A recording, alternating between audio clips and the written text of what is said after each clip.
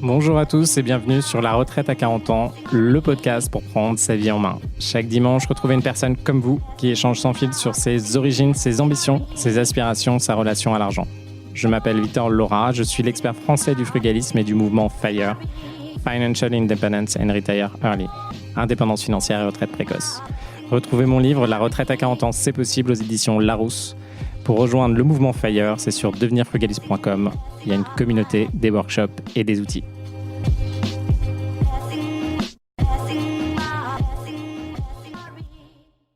Bonjour à tous et bienvenue dans un nouvel épisode de La Retraite à 40 ans. J'ai le plaisir de vous retrouver aujourd'hui pour qu'on parle de stratégie IMO et trouver quelle est la bonne strat qui est pour toi.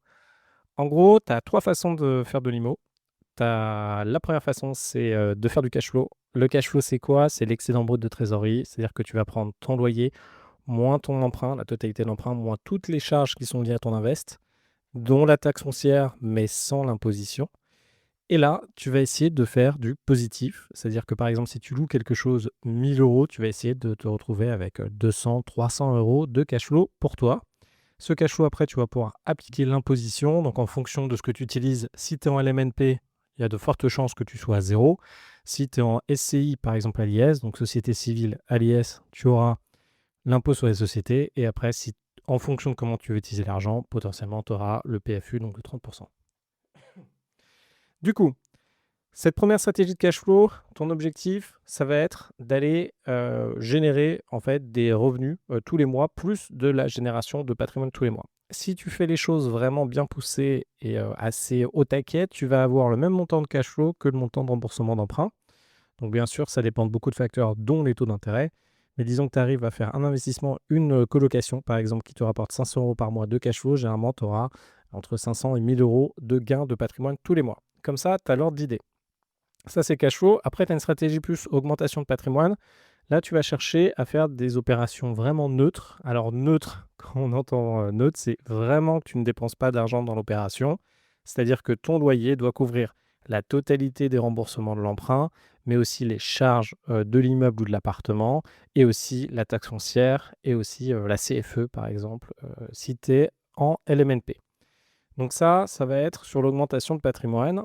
Et le dernier, ça va être finalement la stratégie plutôt en cash flow négatif, c'est-à-dire que tu vas te retrouver avec des biens dont finalement le loyer ne va pas couvrir la totalité des charges qui sont liées à cet investissement. Ça peut avoir des intérêts, ça peut avoir des inconvénients, on va revenir dessus.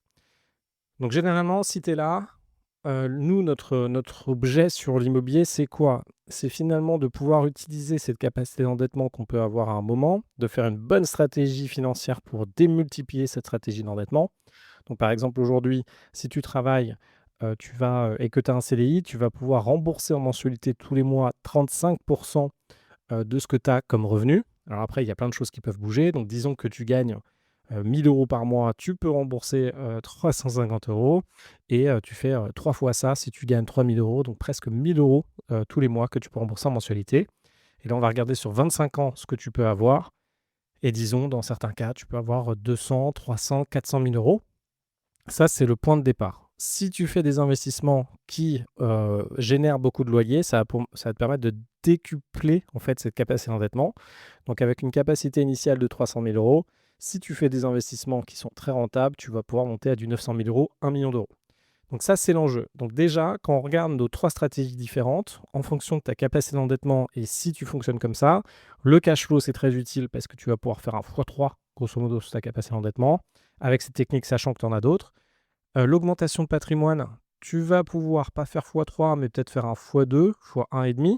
Et les cash flows négatifs, généralement, là, il faut faire attention, tu vas pouvoir faire un x1,2 peut-être. Mais là, tu vas avoir un enjeu.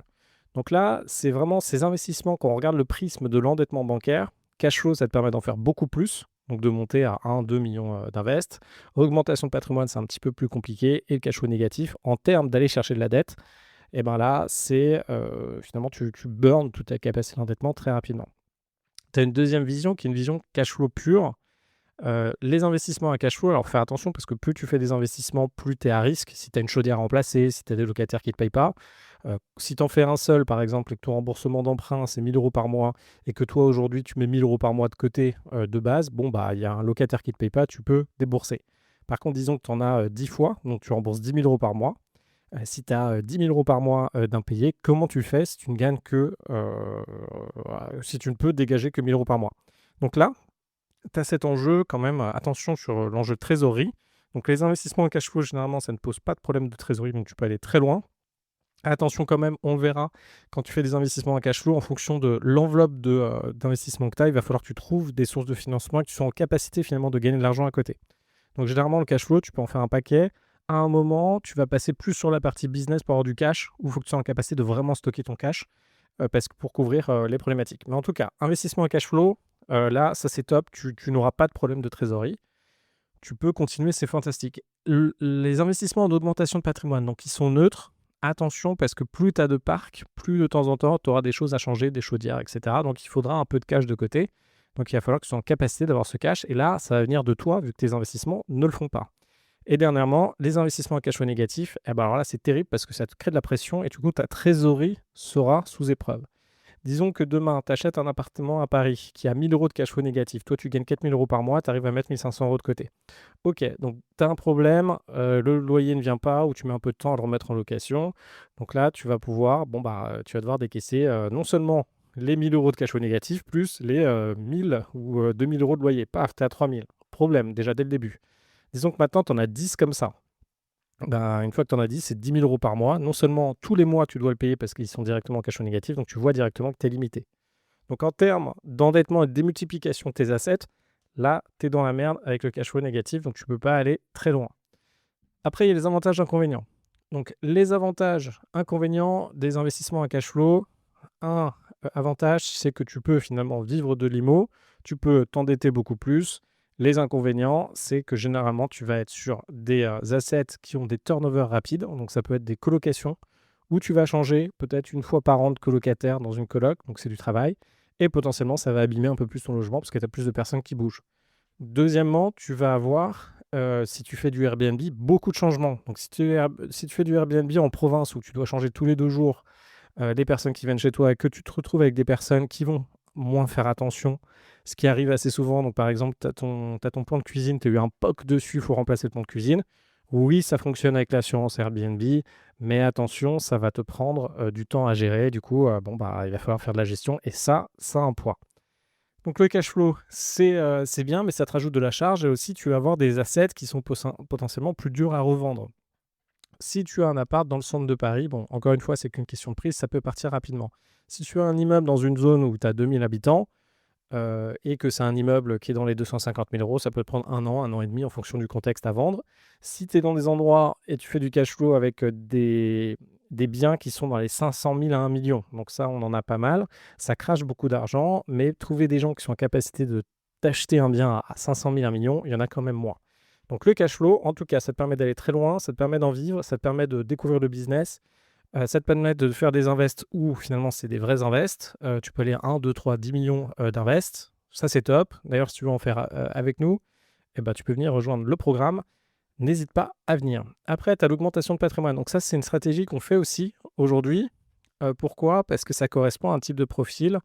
Par exemple, les entrepreneurs ou ceux qui sont plutôt les fonctionnaires qui sont plutôt averses au risque. Alors, un entrepreneur, il n'est pas averse au risque, mais il ne peut pas mettre du risque partout dans sa vie. Donc, un entrepreneur, il a déjà du risque sur sa boîte, il a des hauts et des bas, il peut très très bien gagner sa vie et il va très très bien gagner sa vie, mais à des moments, il peut avoir gagné beaucoup moins d'argent.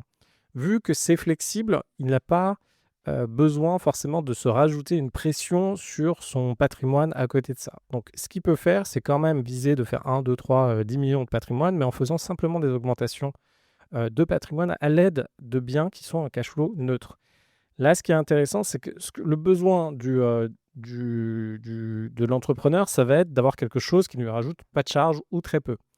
Dans l'augmentation de patrimoine, par exemple, il y a des appartements 80 mètres carrés à 140 000 €, où là, on va loger des familles pendant 7 ans qui vont rester au même endroit. Pourquoi? Parce qu'elles n'ont pas forcément envie d'acheter, ou sinon, acheter un appartement équivalent dans une zone qu'elles apprécieraient coûterait trop cher, du coup, elles préfèrent rester en location. Là, vous avez un invest qui dure pendant 7 ans. Vous n'avez pas de turnover comme on peut avoir sur la coloc ou comme on peut avoir encore pire sur le Airbnb. Ça reste, ça fonctionne. Généralement, la valorisation patrimoniale de ces assets, il faut voir dans le temps, mais c'est pas forcément énorme non plus. Et là, vous avez un système qui tourne. Donc l'augmentation de patrimoine, ça va être très bien pour, dans ce cas-là, pour les entrepreneurs ou pour les personnes qui commencent dans l'investissement et qui en fait sont pas forcément faites pour ça et faites pour aller plus loin. Alors attention quand vous faites ça, il ne faut pas que ces assets soient finalement vos assets à cash flow qui soient mal négociés. Parce que si vous vous retrouvez à faire de la coloc en augmentation de patrimoine et que votre stratégie, c'est pas d'augmenter votre charge, ben, ça va pas fonctionner. Si vous vous retrouvez à être dans des zones où c'est compliqué de louer, ou vous vous retrouvez avec des assets où il va y avoir du turnover, c'est-à-dire par exemple des 2 pièces où il y a du turnover, compliqué.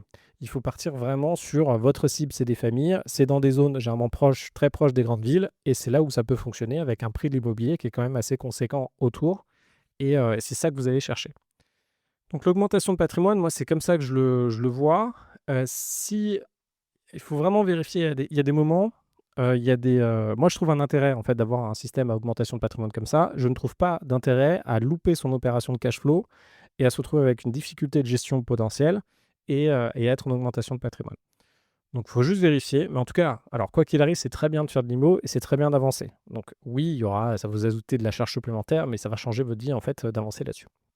Et enfin, il y a les facilités des cash flows négatifs. Alors là, attention aussi à ce que vous achetez. Moi, les cash flows négatifs, je suis OK quand c'est dans des grandes villes. Vous êtes à Paris, vous avez un studio, c'est quand même sympa. Vous pouvez le revendre facilement, vous pouvez faire plein de choses derrière avec ce bien-là. Mais attention à ne pas vous retrouver avec un cash flow négatif qui a un immeuble en province, qui est compliqué à vendre, avec une population qui est pas forcément la population qui a plus de moyens non plus pour vous louer. Si vous retrouvez à du cash flow négatif sur des investissements qui sont à cash flow à l'origine, là, ça, c'est non. Par contre, dans des grandes villes, etc., ça peut le faire, sachant que ça va grandement vous limiter à l'avenir. Vous allez avoir un poids supplémentaire tous les mois. Mais si vous n'êtes pas prêt à faire beaucoup d'immobilier, au moins, ça vous permet d'utiliser votre capacité d'endettement. Alors attention, parce que si vous êtes prêt à faire du cash flow négatif, il y a peut-être d'autres alternatives, comme les SCPI avec emprunt, ça revient à quasiment la même chose, ou voir comment vous pouvez utiliser cet endettement. Mais grosso modo, vous avez les deux dont je vous ai parlé. Donc là, vous avez vos 3 strates pour faire de l'investissement IMO. Si vous voulez faire première, deuxième strate, chaud patate, vous venez avec nous et même valider, attention si vous avez une troisième strate. Venez dans les programmes IMO, franchement, c'est top. Là, on a encore fait 2 nouvelles colocs en Ile-de-France, donc là, on est sur du cash flow tout court. Et ça cartonne. Et moi, je vous retrouve très vite pour un prochain épisode de La retraite à 40 ans.